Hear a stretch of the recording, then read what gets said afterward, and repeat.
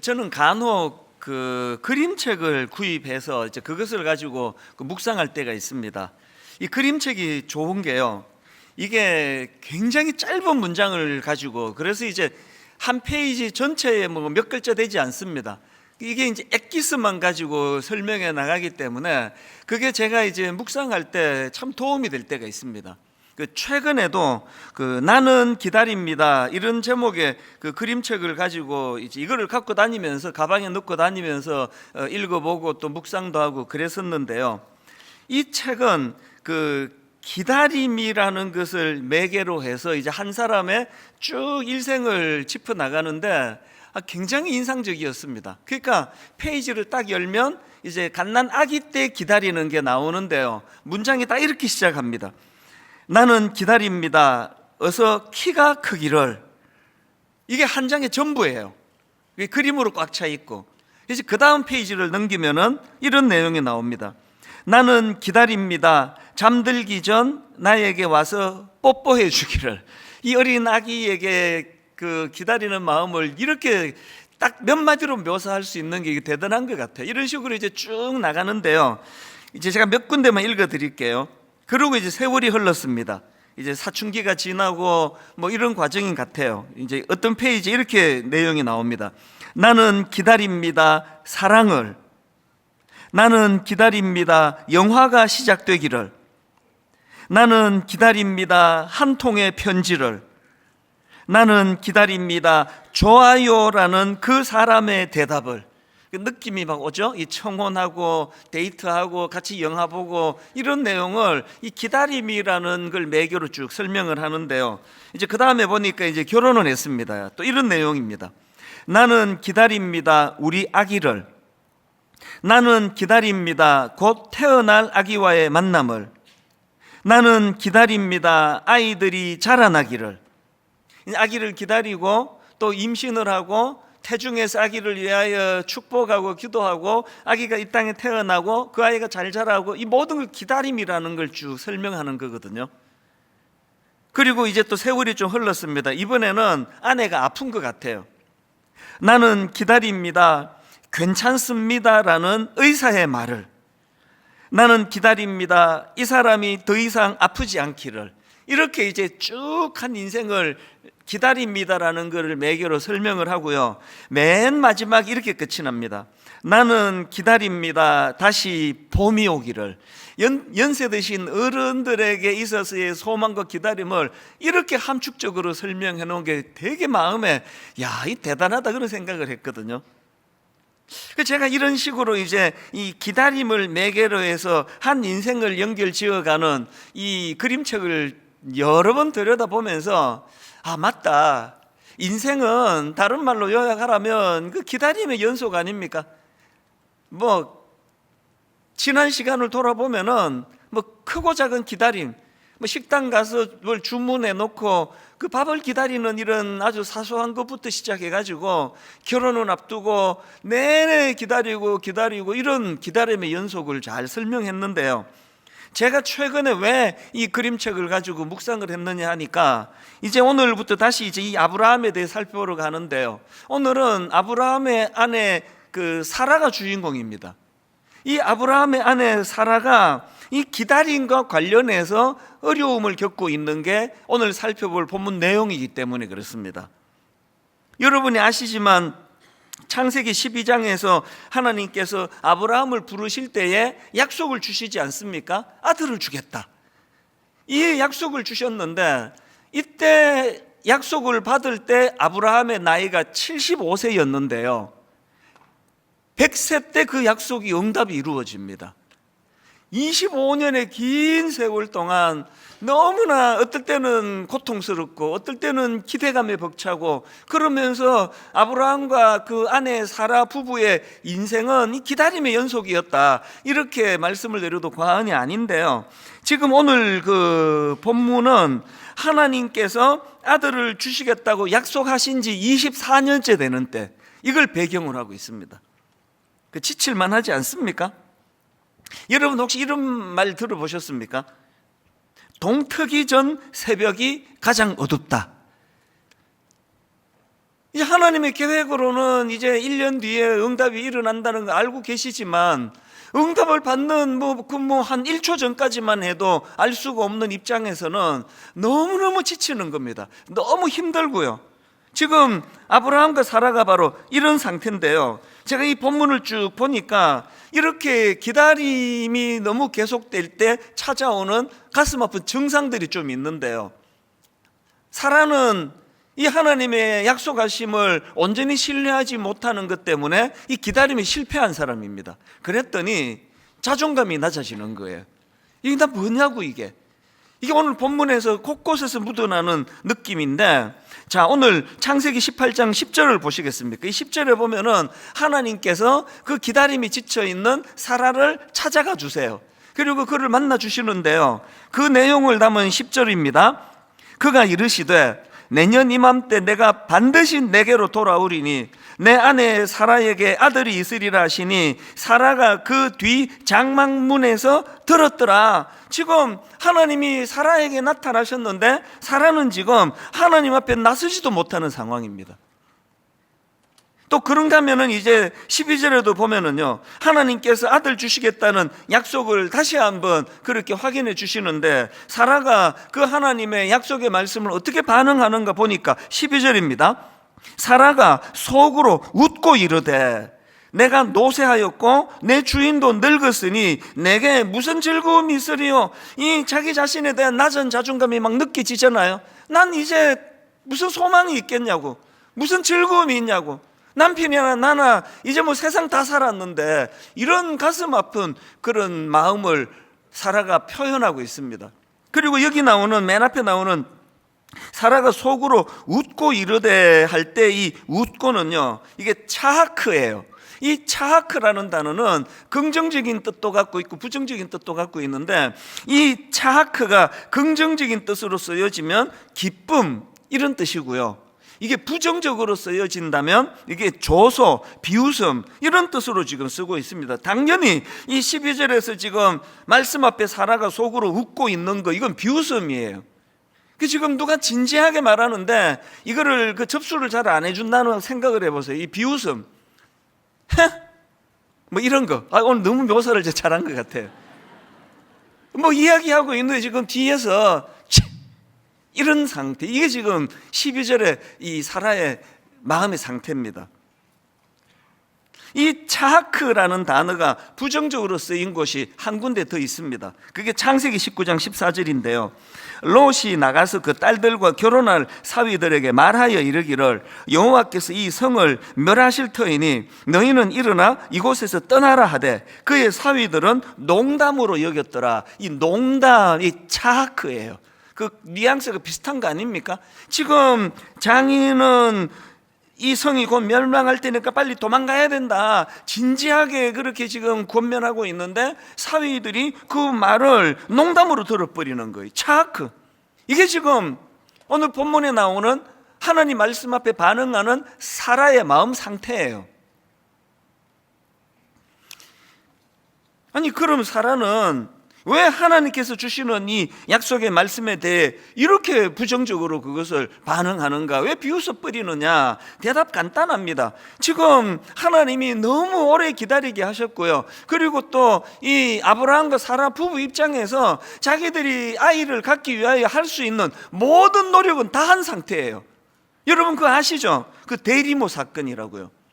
이제 이 사라가 기다리다 안 되니까 무슨 꼼수를 씁니까? 자기 여종 하갈을 남편에 줘서 그렇게라도 아들을 얻겠다라고 할 정도로 그렇게 사라가 자기 나름대로는 좋지 않은 방식까지 동원해서 아이를 얻기 원했습니다. 그래서 아브라함이 이제 이 아들이 이게 하나님이 약속하신 그 아들인가 보다 그렇게 믿고 그 아이를 잘 키우고 있는데, 하나님께서 수년이 있다가 하나님께서 나타나셔가지고는 그 아들은 약속의 아들 아니다, 그 잘못된 방법이다 이래버리니까 이 얼마나 지치겠냐고요.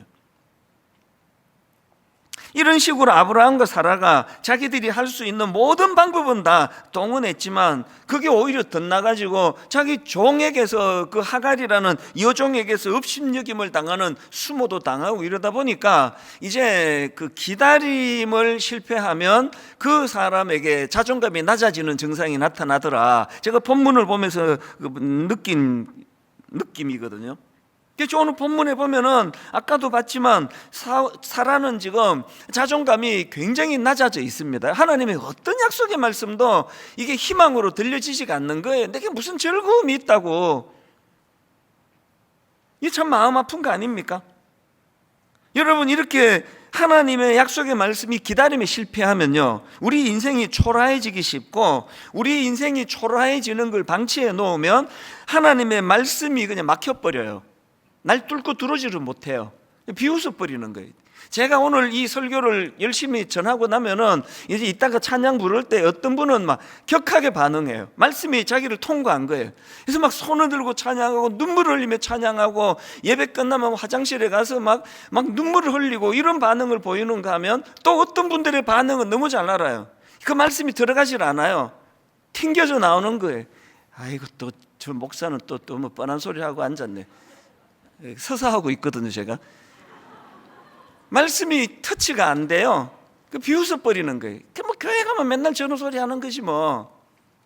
이런 상황을 쭉 이제 사라를 보면서 제가 참 마음 아프게 생각하는데요. 그런데 여러분, 성경에 보면은 이런 부정적인 사라와 전혀 다른, 너무나 이 하나님의 기다림이 더디 오는 것에 대하여서도 거기서 희망을 찾는 사람을 저는 알고 있는데요.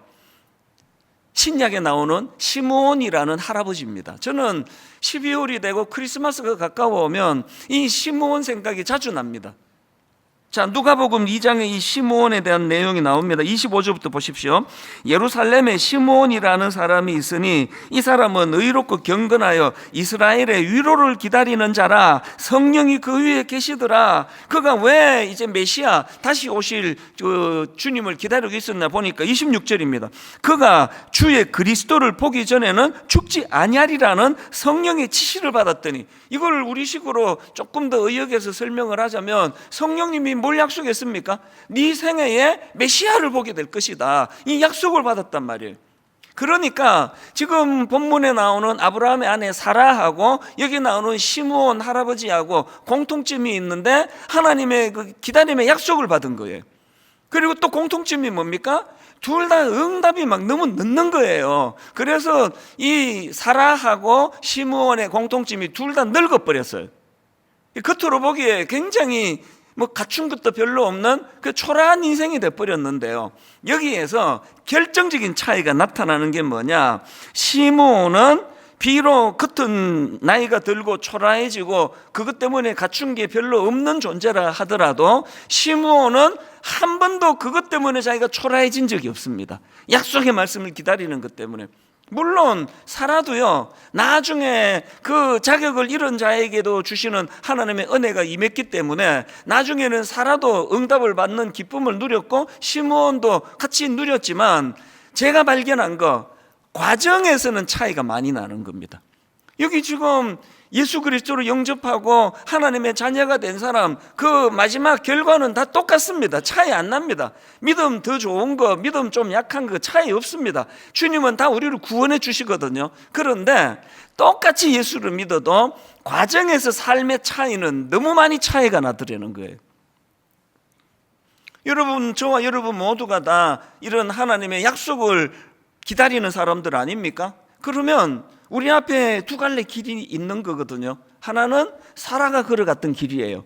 그 더디 오는 응답 때문에 늘 우울하고 자기 자신의 자존감이 낮고 나는 응답을 못 받았다, 그런데 나한테 즐거운 게 하나도 없다, 그렇게 우울한 길이 있고요. 시므온처럼 응답이 안 되는 그게 오히려 이분의 비전이에요. 하나님의 기다리라고 하신 약속은 반드시 응답이 된다. 그래서 연세가 드신 어른들, 나는 나이가 좀 많이 들었지만 내 생애에 가장 좋은 건 아직 안 왔다, 이 얼마나 놀라운 희망입니까? 저는 분당 우리 교회가 젊은 청년이 많이 모이는 교회라는 거 되게 감사합니다. 그리고 청년들이 꿈을 갖고 달려가는 그런 많은 청년들을 보면서 얼마나 제가 하나님께 감사합니다. 그러나 저는 또한 이제 이 가정을 위하여, 교회를 위하여 이런저런 맡겨진 일 때문에 충성을 다하시고 연세가 드신 우리 어른들이 이 교회에 저는 많기를 바랍니다. 우리 어른들이 이 교회에서 꿈꾸기를 바랍니다. 시므온처럼 아직 응답되지 않은 그 어떤 것을 놓고 오히려 이것이 내게 희망이다, 내 인생에 가장 좋은 것은 오지 않았다, 이렇게 감격하며 기다리는 시므온의 길로 나아가는 어른들이 많이 모인 교회가 되기를 바랍니다. 이게 사라와 시므온의 결정적인 차이라는 겁니다. 그래서 저는요, 오늘도 하나님 앞에서 기다리다가 사라와 같이 지치신 분, 응답이 너무 늦어지는 바람에 마음이 낙심이 되고 내가 초라해지고, 그래서 이 초라한 걸 또 방치했더니 말씀이 더 이상 나를 통과하지 못하는 이런 아픈 상황에 놓여 있는 분들이 계시다면 여러분, 그 방치하시면 안 됩니다. 그거 반드시 뚫어내야 돼요. 그래서 제가 오늘 이렇게 기다림에 지쳐 초라해질 때 우리가 해야 되는 두 가지를 여러분들에게 좀 전하고 싶은데요. 여러분, 기다리다 지쳐 초라할 때는 이때가 어떤 때라고 인정해야 되는가 하니까 지금이야말로 약속의 말씀을 상기해야 될 때예요. 왜 이런 생각을 제가 하게 됐냐 하니까 하나님께서 낙심한 사라를 찾아주시잖아요. 그게 본문 9절입니다. 그들이 아브라함에게 이르되 내 아내 사라가 어디 있느냐 대답하되 장막에 있나이다. 그가 이르시되 내년 이맘때 내가 반드시 너에게로 돌아오리니 내 아내 사라에게 아들이 있으리라 하시니 사라가 그 뒤 장막문에서 들었더라. 지금 이 구조를 한번 보세요. 지금 하나님께서는 낙심해 있는 우울하고 자기 자존감이 너무나 낮아진 이 사라를 방치하지 않으시고 찾아주세요. 근데 왜 찾아주셨냐 보니까 이 말씀을 주시기 위해서예요. 네 안에 사라에게 아들이 있을 것이다, 어떤 상황에서 이 약속 반드시 지켜진다, 이 말씀을 사라에게 꼭 전해주기를 하나님 원하시는 거거든요. 무슨 뜻인지 아시겠죠? 약속이 더디 와서 낙심이 되어 있는 분 계세요? 약속이 너무 더디 오는 바람에 하나님의 약속이 기다림에 실패하고 마음이 우울하고 자존감이 낮은 분 계시다면 여러분, 지금이야말로 이 약속의 말씀을 상기할 때예요. 그 말씀을 더 가까이 붙잡을 때입니다. 하나님의 이 약속의 말씀, 사실 여러분, 이 말씀은 사라 입장에서는요, 이게 그냥 이게 한두 번 하신 말씀이 아니잖아요. 수없이 반복해서 주신 말씀이거든요.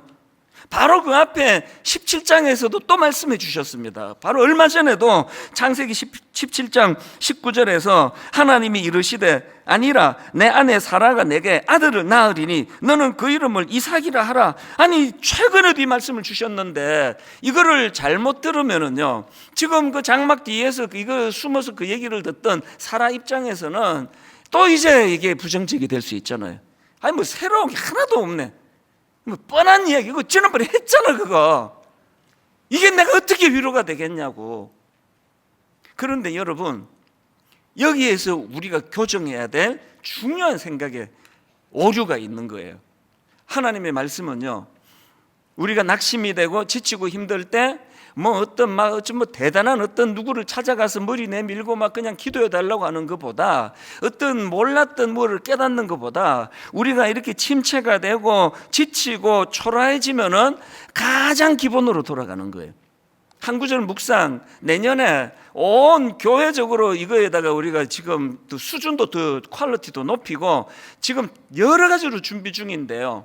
여러분, 마음이 지치고 낙심이 되면 가장 기본적인 거, 하나님의 말씀을 다시 회복하고 말씀을 상기하는 그런 여러분들이 되시기를 바랍니다.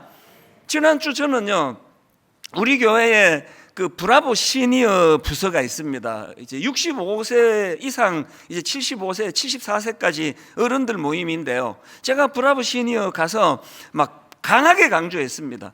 이게 세월이 흐르면 사람은 자꾸 위축이 돼요.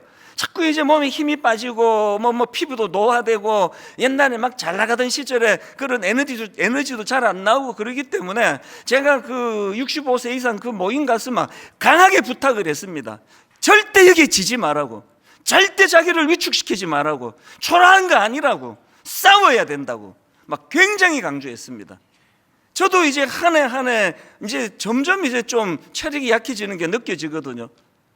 저는 코로나가 얄미워 죽겠지만 고마운 게 하나 있습니다. 5부까지 인도하던 걸 지금 3부로 줄이게 된 게 다 코로나 덕분이거든요. 그런데 어떻게 된 게요, 코로나 전에 5부까지 설교할 때보다 지금 3부까지 설교하는 게 더 힘들어요. 지금 더 지칩니다. 월요일 거의 요새 또 두통으로 제가 시달리거든요. 그게 위축이 되는 거예요. 이렇게 자꾸 힘이 빠져나가서 어떡하나? 이게 이제 내가 이 늙음의 문턱에 있는 건가? 이런 위축된 마음이 있기 때문에 오히려 저는 싸우거든요. 여러분, 사도 바울을 보십시오. 고린도후서 4장 8절부터 우리가 사방으로 우겨쌈을 당하여도 쌓이지 아니하며 답답한 일을 당하여도 낙심하지 아니하며 박해를 받아도 버림받지 아니하며 거꾸로뜨림을 당하여도 망하지 아니하고 방치 안 하겠다는 거예요. 위축되지 않겠다는 거예요. 요즘으로 치면 그냥 그 안티들이 바울을 잡아 죽이려고 달려드는 이런 상황이지만 거기에 내가 결단코 굴복하지 않겠다. 다시 말씀드립니다. 무엇에 위축되어 계세요? 약속이 잘 응답이 안 되십니까? 여러분, 꿈꾸고 있는 일들이 잘 안 풀려지세요? 거기에 넘어가면 안 됩니다. 싸워야 돼요. 끝까지 싸우셔야 됩니다. 그래서 저는요, 이 사라와 같이 삶의 위기가 오고 또 우울하고 어두워지면 저는 누가복음 5장 5절을 좀 상기하셨으면 좋겠습니다.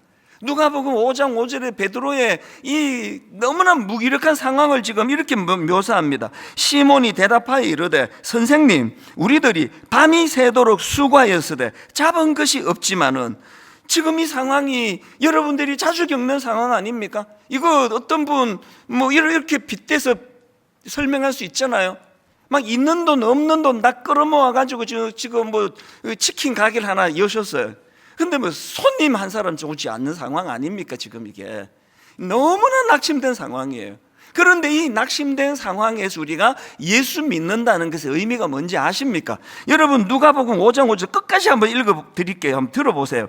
시몬이 대답하여 이르되 선생님, 우리들이 밤이 새도록 수고하였으되 잡은 것이 한 마리도 없지만 말씀에 의지하여 내가 그물을 내리리이다.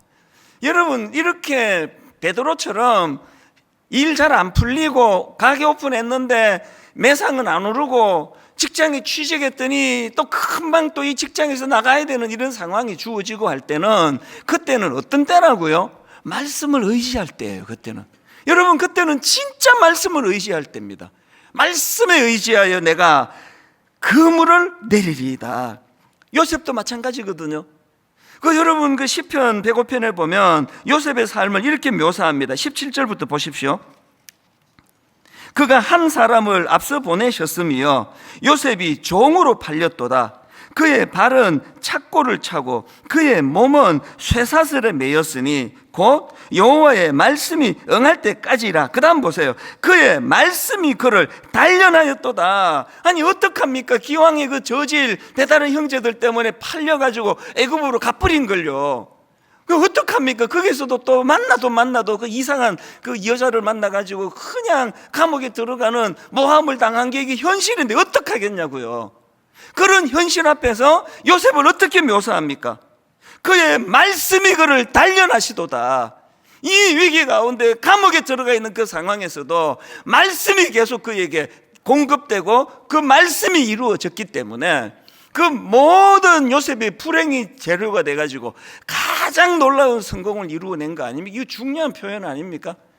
요셉의 불행이, 모든 요셉의 불행이 재료가 돼서 오히려 이것이 요셉을 놀라운 하나님의 사람으로 만들 수 있게 된 그것이 뭘로 버무렸기 때문이에요. 요셉의 그 수많은 파편적인 불행을 말씀으로 버무렸더니 그 말씀이 이것들로 하여금 요셉의 불행이 너무나 아름다운 축복의 통로가 됐다는 거거든요.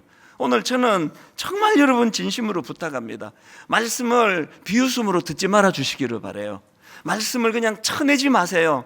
오늘 여러분 안 그래도 우울하고 힘들고 또 마음에 그 답답한 이런 일들이 있다면 오늘 주의 말씀이 여러분의 침체된 마음을 갈아엎는 능력이 됨을 경험하는 예배가 되시기를 바랍니다. 이게 첫 번째예요. 그런가 하면 두 번째로, 여러분 기다림에 지쳐 초라해질 때는요, 그때는요 내 상황에 몰두하고 집중할 때가 아니라 하나님의 존재에 집중할 때입니다. 제가 하나님을 좀 더 객관적으로 묘사하고 싶어서 하나님의 존재라는 표현을 썼는데요, 제가 참 흥미로운 걸 본문에서 발견을 했습니다. 자, 본문 12절을 보십시오. 사라가 비웃습니다. 사라가 속으로 비웃고 이르되, 이 사라가 12절에서 비웃습니다. 그리고 사라를 비웃게 만든 하나님의 말씀은 10절에 나와요. 10절에서 하나님께서 다시 한번 내가 아들을 너에게 반드시 내가 주겠다, 허락하겠다, 이 약속의 말씀이 10절에 나와요. 그러면 자 보세요. 원인, 하나님이 사라에게 아들을 주겠다고 약속하신 내용이 10절이고요. 결과, 그것을 사라는 비웃어 버리는 게 12절이에요. 그럼 그 사이에 무슨 말씀이 있었냐는 거예요. 그 사이 11절을 보십시오. 무슨 말씀이 있었냐니까, 아브라함과 사라는 나이가 많아 늙었고 사라에게는 여성의 생리가 끊어졌는지라. 저는 이래서 성경이 참 정직하다 생각을 해요. 지금 하나님에게 불리한 거 다 빼버리고 막 하나님이 오르셨다, 사라가 틀렸다, 이렇게 나가질 않으세요. 11절을 읽고 12절이 사라가 비웃는 걸 보니까 너무 사라가 이해가 되잖아요. 11절은 사라가 처한 객관적인 상황을 묘사해 놓은 겁니다. 아브라함과 사라는 현실적으로 나이가 많아 늙었고 사라는 여성의 생리가 끊어졌다, 애 못 낳는다, 이게 팩트예요. 이게 11절이에요. 그래서 12절에서 사라가 비웃어버리거든요. 근데 한번 잘 들어보세요.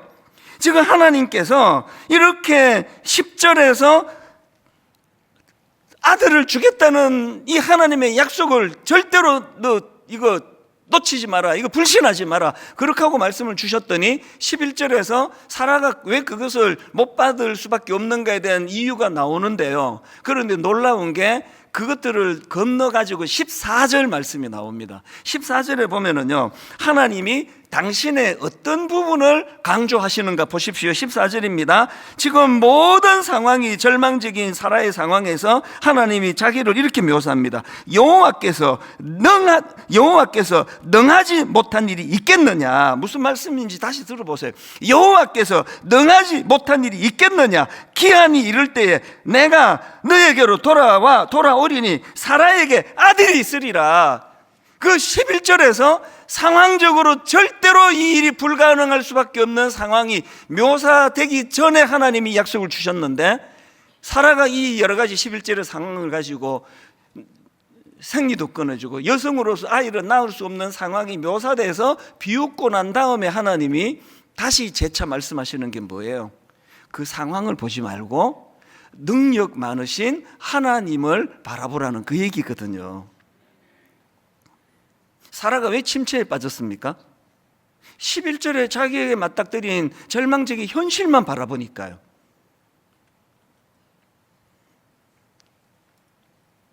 최근에 제가 아주 재밌는 기사를 하나 봤는데요, 이 뇌과학 이야기예요. 기사도 보고 또 동영상으로도 보면서 굉장히 흥미롭게 본 게 있는데, 여러분 혹시 이런 말 들어보셨습니까? 천장이 높아지면 창의력도 높아진다. 이런 말 들어보셨습니까? 천장이 높아지면 창의력도 높아진다. 그래서 아이들 창의력을 높이려면 집 천장을 더 높여라. 우리나라는 거의 다 지금 아파트 아닙니까?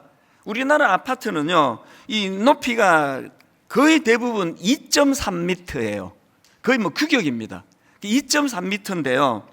이 과학자들이 이제 실험을 했더니 이 천장의 높이가 30cm씩 높아질 때마다 창의력도 2배씩 높아진다는 그런 연구예요. 연구한 학자들의 이 전문가들 이야기 한번 들어보십시오. 사람들은 공간이 어떤 형태를 지니고 있는가에 따라 생각과 행동에 영향을 많이 받습니다. 낮은 천장에서는 우리가 공간을 좁게 해석하는 반면 천장이 높으면 우리는 훨씬 더 넓게 공간을 해석하고 사고를 확장합니다. 이 천장의 높이와 창의력의 함수 관계를 연구했던 전문가가 미국의 조너스 소크 박사인데요. 이 조너스 소크 박사는 이 연구 끝에 이분이 연구소를 세울 때 천장 높이를 70cm를 높여서 3m로 그렇게 만든다는 겁니다. 이분이 시시한 분이 아니에요. 이 소크 연구소에서 지금까지 노벨상 수상자 5명이나 배출이 됐대요. 이분이 지금 그걸 연구하고 있는 거거든요. 그리고 미국의 미네소타 대학교의 조안 마이어스 레비 교수 팀에서도 천장의 높이가 인지사고 능력에 영향을 끼칠 수 있다, 이거를 연구하고 증명해낸 팀이에요. 그래서 우리나라에서도 지금 전문가들이 지금 실험으로 이거를 증명하고 있다, 이런 내용을 다루고 있는 기사였는데요, 제가 이거를 보고 확 떠오른 하나님 말씀이 하나 있었습니다. 하나님께서 아브라함에게 기다림의 꿈을 부어주시고 하나님이 아브라함에게 요구하신 창세기 13장 14절이요, 롯이 아브라함을 떠난 후 여호와께서 아브라함에게 이르시되 너는 눈을 들어 너 있는 곳에서 북쪽과 남쪽 그리고 동쪽과 서쪽을 바라보라. 보이는 땅을 내가 너와 내 자손에게 주리니 영원히 이르리라. 여러분, 제가 그 기사를 보면서 하나님의 창조 원리가 이런 거구나. 천장이 높아야 아이들이 창의력이 자라간다고 한다면 오늘 우리가 이 아이들을 대학 보내느니 어쩌니 그러면서 계속 지금 낮은 천장 아래로 이 아이들의 생각을 집중하게 만드는 어리석음을 부모들이 범하고 있다는 거거든요. 당장에 이 아이가 무슨 대학을 가느냐보다 더 중요한 건 넓은 천장에서 좁은 폭으로 바라보지 아니하고 폭넓은 시선을 가지고 큰 시야를 가지고 창의력을 가지고 살아가는, 이게 여러분 아시죠? 미국에서 그냥 유명하다 성공했다면은 다 창업을 다 차고에서 했더라고요. 차고에서 거의 대부분이 다 차고에서, 스티브 잡스를 포함해 가지고. 그리고 이런 사람들의 꽤 많은 분들이 대학 중퇴예요. 하버드 다니다가 안 가. 왜? 뭘 발견했습니까? 이런 걸로 자기 인생이 결정되는 게 아니라 상징적으로 말씀드리면 창문 높이로 창의력이 결정이 된다는 거예요. 예수 믿는 게 뭔지 아십니까? 몸은 2.3m에 그렇게 아파트에 살 수밖에 없지만 영은, 기도가 왜 중요합니까? 새벽에 제가 묵상을 왜 3시간 4시간씩 합니까? 그 시간은요, 창문 높이와 상관없이 살아계신 하나님의 위대한 높이까지 올라가는 시간이 저의 새벽인 줄 믿으시기를 바랍니다. 여러분, 우리가요 자꾸 거기에 지금 사라가 12절에 갇혀있는 11절에 갇혀있는 나는 경수도 끊어졌다, 나 애 못 낳는다, 나한테 뭔 즐거운 일이 있겠냐고. 하나님의 어떤 말씀이 선포돼도 말씀이 다 튕겨져 나와요. 이 말씀 듣고 어떤 사람은 평생의 꿈을 가지고 달려가는 그 시간에, 지금 이 시간에 어떤 분은요, 아이씨 오늘의 설교 왜 이렇게 길지? 저 사람 왜 이렇게 흥분하는 거야? 말씀이 튕겨져 나오는 분이 계세요. 그런 사람들에게 오늘 사라에게 주신 24절 말씀이 똑같이 전달되면 좋겠습니다. 여호와께 능하지 못한 일이 있겠느냐? 11절에 갇혀있는 사람들, 아브라함과 사라는 나이가 많아 늙었고 사라에게는 여성의 생리가 끊어졌는지라. 그래서 하나님이 14절에서 그걸 누가 모르냐, 그걸 네가 그 정도로 지금 나이가 들고 생리가 끊어지고 애를 낳을 수 없다는 걸 내가 그것도 모르고 얘기하겠냐고. 너의 그 모든 상황을 내가 다 알고 있다고. 다. 왜 11절에서 도대체 갇혀가지고 넌 어떻게 인생의 진도가 안 나가느냐고. 그게 14절이에요. 여호와께 능하지 못한 일이 있겠느냐? 1만 성도 파송 운동을 선언하고 지난 10년은요 바로 나 자신의 한계, 절대로 1만 성도는 불가능하다고 말하는 수많은 사람들의 11절하고 새벽에 하나님 앞에 꿈만 꾸면은 여호와께 능하지 못한 일이 있겠느냐. 그 사람의 말 듣고 자꾸 영향 받을래는 정말 이 사이에서 왔다 갔다 한 거예요. 그 저의 지난 10년은요 뭐 그냥 냉탕과 온탕을 뭐 왔다 갔다 한 건데요, 오늘 여러분 이 결과를 말씀드릴 수 있게 돼서 저는 너무 감사합니다. 4월 달에 29교회가 파송이 됐고요, 너무나 감사하게도 6개월 만에 29교회 모든 교회가 다 자립하게 된 거 보고를 드립니다. 제가 믿음이 없어가지고 그 담임 목사가 자꾸 여기서 얼쩡거리면 이게 또 파송받아 가는데 결심에 지장이 될까봐 하나님께 또 어설픈 약속을 드렸잖아요.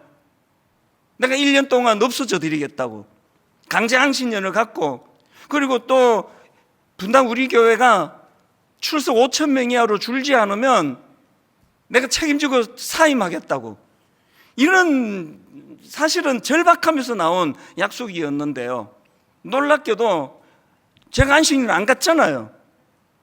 지금 갈 수 없어요. 분당 우리 교회 수습해야 돼요. 내년에도 제가 안식일 못합니다. 저는 해야 되는 상황인데 지금 좀 지쳐있기 때문에 그래서 안식일 내년에도 못 가져요. 그런데 놀랍게도 29교회가 다 자립을 했습니다. 그리고 오늘 보고 드리는데요, 하나님 앞에서 지난 9월 중순부터 지난주 11월 마지막 주까지 이제 출석 조사를 했거든요. 5,000명 이하로 줄지 않으면 제가 사임해야 되는 굉장히 저로서는 참 중요한 시간을 보냈는데, 감사하게도요 지난 11주 동안 출석률 조사를 했더니 평균 출석이 3,975명이에요. 그래서 하나님이 네가 여기서 더 섬기고 일해야 되겠다, 그 명을 지난주 받은 거예요. 지난주 한 주간 얼마나 마음에 비장함이 생겼는지 아십니까? 이제 여러분 저하고요 제 남은 기간 동안에 이제 창세기 18장 11절에서 벗어나셔야 돼요. 맨날 우리 약점만 들추어내고 애를 낳을 수 없는 뭐 이유나 들추어내고 그 11절에서 나오셔서 14절로 옮겨가셔야 됩니다. 14절로 가셔야 돼요. 14절, 여호와께서 능하지 못한 일이 있겠느냐? 한 가지 말씀만 드리고 결론을 맺으려고 하는데요, 이제 창세기 21장에 보면은 결국은 하나님의 말씀대로 사라가 아들을 낳습니다. 그 이름을 이삭이라고 짓는데 이름 뜻이 웃음이에요. 그리고는 창세기 21장 6절, 사라가 이르되 하나님이 나를 웃게 하시니 듣는 자가 다 나와 함께 웃으리로다. 놀랍게도 차하크를 2번이나 반복하는데 다 눈치채셨겠지만 여기에서 차하크는 비웃음이 아니에요. 여기서 차하크는 하나님이 주시는 말씀 앞에, 그 은혜 앞에 가슴 벅찬 감격으로 드리는 차하크예요. 결론을 이렇게 맺습니다. 오늘 설교 제목을 이렇게 잡았는데요, 기어이 비웃는 사라를 웃게 만드시는 하나님이에요. 우울하고 자기는 초라하고 누구든지 자기에게 호의를 갖는 사람들에게는 비웃음으로 대할 수밖에 없는 사라를 기어이 웃게 만드시는 하나님. 이제 저하고 함께 여기 그 21장 6절 읽고 마칠게요. 사라가 이르되 하나님이 나를 웃게 하시니 듣는 자가 다 뭐라고요? 나와 함께 웃으리로다. 공동체로 주셨어요. 분당 우리 교회가 이제 2기에 창세기 21장 6절 먼저 나를 웃게 하시고 또 듣는 자가 나와 함께 다 웃는 하나님의 차하크 공동체가 이루어지기를 주님 이름으로 축복합니다. 모든 여러분의 가정 안에서 이런 역사가 일어날 줄로 믿습니다. 이 말씀을 기억하시면서 여러분, 우리 이 찬양이요, 전능하신 나의 주 하나님은, 그 14절에 있는 이 말씀을 기억하시고 부르시면 됩니다. 능치 못하실 일 전혀 없네. 11절에 갇혀 있으면 맨날 우울해요. 저도 진짜 정기적으로 경험하는 거예요. 제 자신에게 집중하면 반드시 우울해요. 그리고 자신감이 없어지고 자꾸 연민의 정이 느껴지고, 그럴 때 14절로 건너가면 하나님의 전능하심이 저를 회복시켜 주시는 겁니다. 오늘 예배 찬양 가운데 이거 여러분도 경험하게 될 줄로 믿습니다. 한번 같이 찬양하기 원합니다. 전능하신 나의 주 하나님은 전능하신 나의 주 하나님 힘있게 선포합니다. 능치 못하실 일 전혀 없네. 우리 일상생활 가운데 우리의 모든 간구도, 우리의 모든 생각도, 우리의 모든 꿈과 모든 소망도 여러분 한번 힘있게 선포하십시오. 신실하신 나의 주 하나님은 사라와 똑같습니다. 우리의 모든 괴로움 바꿀 수 있네. 불가능한 일 행하시고 죽은 자를 일으키시니 그를 이길 자 아무도 없네. 여러분 이 일이 가능하게 말씀입니다. 주의 말씀 의지하여 깊은 곳에 그물 던져 오늘 그가 놀라운 일을 이루시는 것 보라. 주의 말씀 의지하여 믿음으로 그물 던져 믿는 자에게 능치 못함 없네. 우리 다 일어나셔서 한 번 더 힘있게 선포합니다. 전능하신 나의 주 하나님은 믿음으로 선포하십시오. 능치 못하실 일 전혀 없네. 우리의 모든 간구도, 우리의 모든 생각도, 우리의 모든 꿈과 모든 소망도 내가 이루는 거 아닙니다. 신실하신 나의 주 하나님은 우리의 모든 괴로움 바꿀 수 있네. 한번 믿음으로 선포합니다. 불가능한 일 행하시고 죽은 자를 일으키시니 그를 이길 자 아무도 없네. 아멘. 주의 말씀을 의지하여 깊은 곳에 그물 던져 오늘 그가 놀라운 일을 이루시는 것 보라. 주의 말씀 의지하여 믿음으로 그물 던져 믿는 자에게 능치 못하겠네. 우리 한번 이렇게 힘있게 선포합니다. 주의 말씀 의지하여 깊은 곳에 그물 던져 오늘 그가 놀라운 일을 이루시는 것 보라. 주의 말씀 의지하여 믿음으로 그물 던져 믿는 자에게 능치 못함없네. 믿는 자에게 능치 못함없네. 이것을 소화시킵니다. 믿는 자에게 능치 못함없네.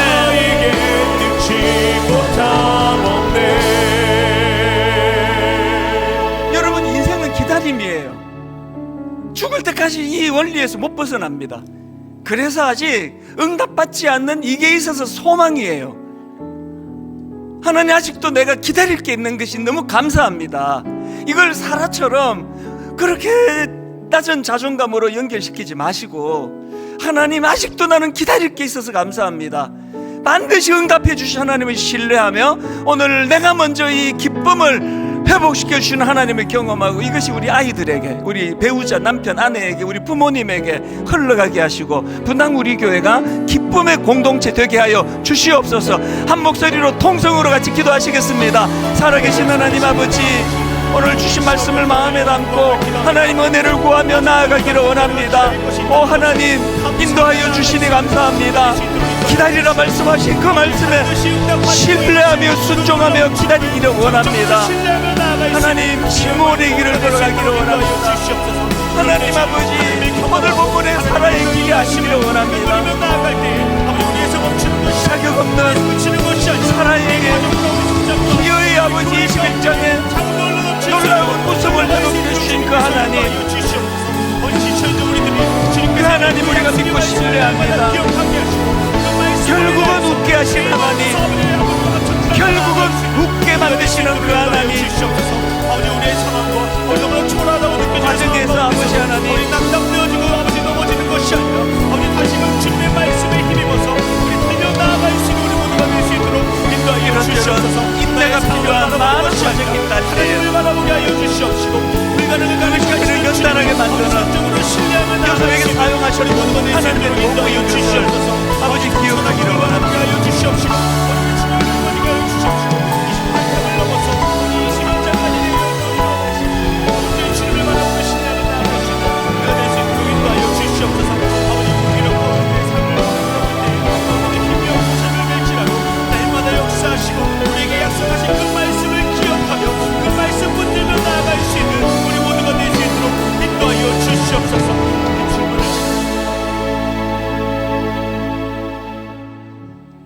여호와께 능하지 못한 일이 있겠느냐? 기한이 이를 때에 내가 내게로 돌아오리니 사라에게 아들이 있으리라. 오늘 하나님, 우리 모두는 다 기다리는 자들입니다.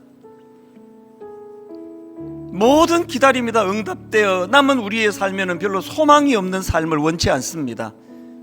여전히 기다려야 될 소망을 허락해 주신 거 감사합니다. 분당 우리 교회는 결국 웃게 만드시는 그 하나님을 경험하는 교회가 되기를 원합니다. 사라의 비웃음을 결국 웃게 만드신 그 하나님을 신뢰합니다. 이번 한 주간 하나님 이 말씀의 능력을 경험하면서 크더니 한 주를 주님 안에서 살아내도록 인도해 주시고 또다시 만나 주님을 찬양하는 그 시간에 하나님의 능력을 또 드러낼 수 있도록 드러내 주시도록 하나님 구하며 기도합니다. 이번 한 주간 승리하는 한 주간 되게 하여 주시옵소서.